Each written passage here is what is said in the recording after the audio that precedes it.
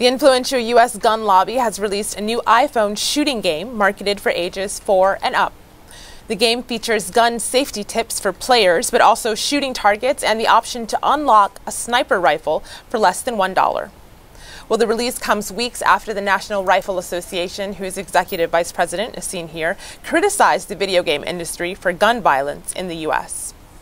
You can check out the app and reaction to it on our website at stream.aljazeera.com. Our next lead's taking place across the web, where netizens are paying tribute to online activist Aaron Swartz, who committed suicide last week. Swartz had faced federal charges for allegedly hacking into academic journal archives at the Massachusetts Institute of Technology.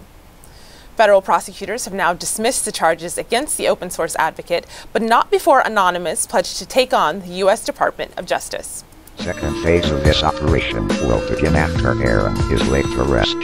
Partnering with other organizations, Anonymous intends to pursue reform within the DOJ and other government agencies to prevent the kind of unnecessary harassment that Aaron Swartz was victim to. Some of the brightest... Well, MIT has pledged an internal investigation of their role in the suicide, but that didn't stop Anonymous from hacking MIT's website, posting this memoriam for Swartz along with the call for reform of computer crime laws.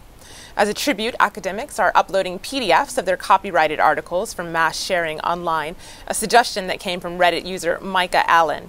And acquaintances of Swartz took the call to Twitter using the hashtag PDFTribute.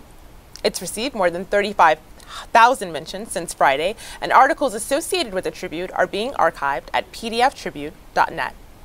Well, for more on this story, check out Inside Story Americas, who will be covering it in depth on Monday's show at 0030 GMT. And as always, let us know what you think by tweeting us with the hashtag AJStream. Josh?